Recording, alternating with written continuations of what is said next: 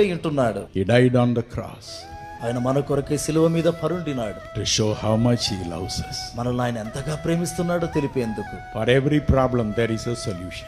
ప్రతి సమస్యకు ఒక జవాబు ఉంది. The greatest problem of mankind is sin. మానవ జాతి యొక్క గొప్ప సమస్య ఏదనగా పాపము. The Bible says in Proverbs 5:22, సామెతలు 5:22లో బైబిల్ ఏమంటుందంటే sin binds us. పాపం మనల్ని బంధిస్తుంది. Proverbs 13:21, సామెతలు 13:21, Numbers 32:23, సంఖ్యాకాండము 22:23, sin follows us. పాపం మనల్ని వెంబడిస్తుంది. Isaiah 59:2, యెషయా 59:2, sin separates us from God. దేవుని నుండి మనలను పాపం వేరు చేస్తుంది. Isaiah 48 and verse 22, యెషయా 48:22, the Bible says those who commit sin do not have peace. పాపము చేసే వారికి సమాధానం ఉండదని బైబిల్ చెప్తుంది. They lose their peace of mind. వారి మనస్సులో శాంతిని వారు పోగొట్టు. But my dear brothers and sisters, అయితే నా ప్రియ సోదర సోదరులారా, the Bible says బైబిల్ చెప్తుంది Jesus made a way for this sin. ఈ పాపము నిమిత్తమై దేవుడు ఒక మార్గాన్ని ఏర్పరిచాడు. 1 Peter chapter 2 and verse 24 says, మొదటి పేతురు 2:24 చెప్తుంది, every sin was laid upon Jesus. ప్రతి పాపము యేసు మీద మోపబడింది. He took it upon the cross upon himself. ఆయన మీద సిలువలో వేలాడుతుండగా మోపబడింది. In Isaiah 53 and verse 5, యెషయా 53:5లో the Bible says బైబిల్ చెప్తుంది, he was wounded for our transgression. మన యొక్క అతిక్రమముల నిమిత్తమై ఆయన He గాయపరచబడెను. was bruised for our iniquity. మన పాపముల నిమిత్తమై ఆయన నలుగగొట్టబడెను. Oh, he died a miserable death on the cross సిలువలో ఆయన ఎంతో దౌర్భాగ్యకరమైన చావును పొందాడు. because he took our sins and iniquities upon himself. ఎందుకంటే తన మీదనే మన పాపములను అతిక్రమములను ఆయన భరించాడు. Only for that he died on the cross. దాని కొరకే ఆయన సిలువలో చనిపోయాడు. On the 11th February 1955, 11వ తారీఖు ఫిబ్రవరి 55వ సంవత్సరంలో life became bitter for me. నా జీవితం దౌర్భాగ్యకరంగా మారింది. I was a failure in education. నా విద్యలో నేను ఓడిపోయిన వ్యక్తిని. I was an unemployed man. నేను నిరుద్యోగిగా ఉండినాను. I was a sick person. నేను వ్యాధిగ్రస్తున్నై ఉండినాను. Just 20 years old. 20 సంవత్సరాల వయస్సే. And poverty was raging in my home. నా యొక్క ఇంటిలో పేదరికం తాండవిస్తా ఉంది. My father was a simple teacher. నా తండ్రి అయితే సామాన్యమైన teacher. I know what is poverty. ఆయన పేదరికం ఏదో నాకు తెలుసు. I said it's enough. ఇక చాలనుకున్నాను. Let me go and kill myself. నేను వెళ్ళి నన్ను చంపుకుంటాననుకున్నాను. I ran towards the railroad. ఇదిగో రైల్వే మార్గం గుండా పరిగెత్తినాను. I want to jump before the train. ఇదిగో రైలుకి ఎదురుగా I want పడిపోవాలనుకున్నాను. to kill myself. నన్ను నేను చంపుకోవాలనుకున్నాను. On the way is my uncle's house. అయితే ఆ మార్గ దారిలో My మా uncle- అంకుల్ ఉంటున్నారు. My uncle is a police official. నా యొక్క అంకుల్ పోలీస్ అఫీషియల్ గా ఉన్నారు. I said I must see him. నేను చూడాలి ఆయన అనుకున్నాను. Before I die, I must see him. నేను చనిపోక ముందు ఆయన చూడాలనుకున్నాను. I saw him. ఆయన చూచాను. As usual, he loved me. మామూలుగానే ఆయన నన్ను ప్రేమించాడు. And he began to talk to me about Jesus Christ. యేసుక్రీస్తుని గురించి ఆయన మాట్లాడడం And the ప్రారంభించాడు. crucifixion of Jesus Christ. యేసుక్రీస్తు యొక్క సిలువ మరణాన్ని How he గురించి, died for every man. ప్రతి ఒక్కరికి ఆయన ఏ విధంగా చనిపోయాడు, How he died for every man's sin. ప్రతి మనిషిని పాపము నిమిత్తం ఏ విధంగా చనిపోయాడు. I asked him, ఆయన అడిగాను, Uncle, uncle will he enable me to pass my exam? ఎదుగా నా పరీక్షలో పాస్ అయ్యేందుకు ఆయన సహాయం చేస్తాడా? He said yes. అవునన్నాడు. Will he give me a job? నాకు ఆయన ఉద్యోగం ఇస్తాడా? I said yes. అవునన్నాడు. Will he heal my body? నా యొక్క శరీరాన్ని బాగు He చేస్తాడా? said yes. అవునని ఆయన అన్నాడు. I said, what should I do? నేనేం చేయాలన్నాను. Go back, my son. నా కుమారుడు తిరిగి వెళ్ళు, Kneel down in your room. నీ గదిలోకెళ్ళి మోకరించు, Ask Jesus Christ to show your own heart.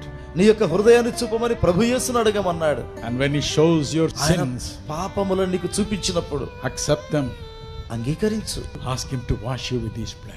తన రక్తంతో కడుగుమని ఆయన వేడుకు అన్నాడు. 1 John 5:7 says, మొదటి యోహాను 5:7 చెబుతుంది, the blood of Jesus Christ cleanses you from all sin. యేసు రక్తము ప్రతి పాపము నుండి మిమ్మల్ని పవిత్రులుగా చేస్తుంది. I went home. నేను ఇంటికి తిరిగి I వెళ్ళినా, knelt down in my room. నా గదిలో మోకరించినాను. It was a small house. చాలా చిన్న ఇల్లు అండి. We had only 2 rooms. మాకు 2 గదులు ఉండేవి. And in that bedroom I knelt down. నా యొక్క పడక గదిలో నేను మోకరించాను. I thought in my heart I have no sin. నేను నా హృదయంలో ఏమనుకున్నానంటే నాకు పాపమే లేదనుకున్నాను. And the Holy Spirit came. పరిశుద్ధాత్మ దేవుడు దిగి వచ్చాడు. God's presence came. దేవుని సన్నిధి దిగి వచ్చింది. And I looked into my past. నా గతంలోనికి నేను చూడగలిగినాను. I was only 20 years old. అప్పుడు నా వయసు 20 సంవత్సరాలు. But I saw my sin. నా పాపం అంతటి నేను చూచినాను. What I said at the age of 6. 6 సంవత్సరాల వయసులో నేను ఏం చెప్పాను, and up to 20, 20 సంవత్సరాల వరకు every little sin I committed. నేను చేసిన ప్రతి పాపము చిన్న I పాపం cried and cried for 4 full hours. 4 పూర్తి గంటలు నేను ఏడ్చి ప్రార్థించాను. And a great peace came into my heart. నా హృదయంలోనికి గొప్ప సమాధానం వచ్చింది. And I became a changed person. నేనైతే మారిపోయిన వ్యక్తిగా అయ్యాను. This night, my children, ఈ రాత్రి నా పిల్లలారా, who have fallen into sin, పాపములో పడిపోయిన వారులారా, who are bound by evil habits and addictions, చెడు అలవాట్లు బానిసత్వానికి చేత బంధించబడిన వారులారా, you can cry out to Jesus Christ tonight. యేసుక్రీస్తును చూచి రాత్రి కన్నీరు కార్చవచ్చు. By his death on the cross, he has made a way for you. సిలువలో ఆయన మరణము ద్వారా నీ కొరకు మార్గాన్ని The ఏర్పరిచాడు. blood of Jesus Christ will cleanse you from all sin. యేసు రక్తము మీ యొక్క ప్రతి పాపము నుండి మిమ్మల్ని పవిత్రులుగా The చేస్తుంది. Bible says in Leviticus chapter 17, 11 and 14, లేవి కాండము 17, 14లో బైబిల్ ఈ విధంగా అంటుంది, life of any person is in his blood. ఏ మనుషుని యొక్క జీవమైన అతని రక్తములో ఉంది. So life in the blood of Jesus Christ will cleanse you forever. యేసుక్రీస్తు యొక్క జీవమైన రక్తములో ఉండగా అది నిన్ను కడుగుతుంది. The Bible says బైబిల్ చెప్తుంది in Matthew chapter 8 and verse 17, Mattayi 8:17లో he took our infirmities ఆయన మన బలహీనతలను వహించినాడు, and bore our sicknesses also. మన యొక్క వ్యాధులన్నిటిని కూడా భరించినాడు. Sickness destroys the happiness of anyone. ఎవరి యొక్క సంతోషాన్నైనా వ్యాధి నాశనం చేస్తుంది. Any home loses its peace when sickness comes. ఏ కుటుంబమైనా రోగం వచ్చినప్పుడు సంతోషాన్ని పోగొట్టుకుంటుంది. The Bible says బైబిల్ చెప్తుంది he took our infirmities ఆయన మన బలహీనతలను and వహించినాడు, bore our sicknesses upon his own body. తన స్వంత శరీరం మీద మన వ్యాధులన్నిటిని భరించినాడు. Look at the Lord Jesus Christ before Pilate. ఇదిగో యేసుక్రీస్తు పిలాతు దగ్గర నిలబడే సన్నివేశం చూడండి. The Bible says బైబిల్ చెప్తుంది in John 19:1 and 2, యోహాను 19:1-2లో Pilate said, పిలాతు అన్నాడు, scourge him, ఇదిగో ఆయన కొరడా దెబ్బలేయండి whip అన్నాడు, him. కొరడాలతో కొట్టండి. The Bible says బైబిల్ చెప్తుంది Jesus Christ was whipped యేసుక్రీస్తు మీద కొరడా దెబ్బలు పడినాయి. according to the Jewish custom. యూదా సంప్రదాయం ప్రకారం He should have been whipped 39 times. 39 సార్లు కొరడా దెబ్బలు పడి ఉంటాయి. Every time they would whip him. ప్రతిసారి ఆయన మీద కొరడా దెబ్బ పడినప్పుడు The whip has 9 heads ఆ యొక్క కొరడాకు 9 కొక్కీలు ఉంటాయి. and it will go and clutch his flesh. ఆ కొక్కీలు వెళ్ళి ఆయన యొక్క ఖండ మాంసములోనికి And ప్రవేశిస్తాయి. then he will pull it out. ఆ కొరడాను లాగినప్పుడు It will pull out the flesh in his body. ఆయన శరీరములోని మాంసమును లాగివేస్తాయి. How much it will pain. ఎంత నొప్పికరం అండి. Multiply 9 by 39. 39ని 9తో లెక్కించి చూడండి. How much it would have destroyed his back. ఆయన యొక్క వీపు భాగానది ఎంతగా నాశనం చేసి How much flesh it would have pulled out.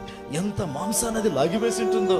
But the Bible says అయితే బైబిల్ చెప్తుంది in Isaiah 53 and verse 7, యెషయా 53:7 ప్రకారం he never screamed, ఆయన కేకలేయలేదండి, never screamed in pain. ఆయన నొప్పితో అరవలేదండి. The Bible says బైబిల్ చెప్తుంది he kept his mouth shut, ఆయన తన నోటిని మూసుకున్నాడు, never screamed. ఆయన కేకలేయలేదు.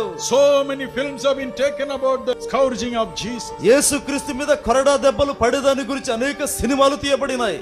and in that you will see him groaning in pain.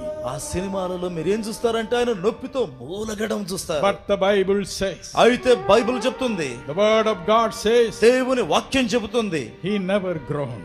ఆయన మూలుగలేదు. Never. కాదండి, He kept his mouth shut. ఆయన తన నోటిని మూసుకొని ఉన్నాడు. You know why? ఎందుకో తెలుసా? He thought of you and me. నిన్ను నన్ను ఆయన జ్ఞాపకం చేసుకున్నాడు. Dinakaran will groan in pain. నొప్పి చేత దినకరను మూలుగుతాడు. Prasanna will scream in pain. నొప్పి చేత Prasanna మూలుగుతాడు, కేకలేస్తాడు. Therefore I must bear it. కాబట్టి నేను దీన్ని I భరించాలి, must bear this pain ఈ నొప్పి నేను భరించాలి. so that they can be healed. ఎందుకనగా వారు స్వస్థపడాలి. I want them to be healed. వారు స్వస్థత పడడం నాకు I want కావాలి. my children to be నా healed. పిల్లలు స్వస్థపడడం కావాలి. Every pain should leave them. వారి యొక్క ప్రతి నొప్పి విడిచిపోవాలి. Every agony should leave them. వారి యొక్క ప్రతి దుఃఖము తొలగిపోవాలి. Let me bear it. నేను దీన్ని భరిస్తాను. Let me bear this నేను pain. దీన్ని ఈ నొప్పిని భరిస్తాను. It's paining. అయ్యో నొప్పిగా ఉంది. My brother, నా సహోదరుడా, my sister, నా సహోదరి, are you in pain tonight? ఈ రాత్రి నువ్వు నొప్పిలో ఉంటున్నావా? Is some wicked disease torturing you? ఏదో ఒక చెడ్డ వ్యాధి నిన్ను బాధ పెట్టుతా ఉందా? When you scream tonight, ఈ రాత్రి నువ్వు మొరపెట్టుతుండగా, when you scream tonight in pain, నొప్పి చేత ఈ రాత్రి నువ్వు కేకలేస్తూ ఉండగా, the master will understand it. ప్రభు దాన్ని అర్థం చేసుకుంటాడు. The master will understand. ప్రభు దాన్ని అర్థం చేసుకుంటాడు. The Bible says in Isaiah 61:2-3. యెషయా 61:2-3లో బైబిల్ చెప్తుంది. Jesus says, యేసు అంటున్నాడు, I have come to comfort every man who mourns. ఎవరైతే దుఃఖిస్తారో అలాంటి ప్రతి వ్యక్తిని ఆదరించేందుకు నేను వచ్చాను. Every woman who mourns. ఏ స్త్రీ అయితే దుఃఖపడుతుందో Tonight he will wipe away your tears. ఈ రాత్రి నీ కన్నీటిని ఆయన తుడిచి వేస్తాడు. He is already by your side. ఇప్పటికే ఆయన నీ ప్రక్కలో He is ఉంటున్నాడు. already by your side. ఆయన ఇప్పటికే నీ ప్రక్కలో He ఉంటున్నాడు. wants to heal you. ఆయనను స్వస్థపరచాలని He కోరుతున్నాడు. wants to wipe away your నీ tears. కన్నీరంతా ఆయన తుడవాలని Be కోరుతున్నాడు. of good cheer. సంతోషించండి.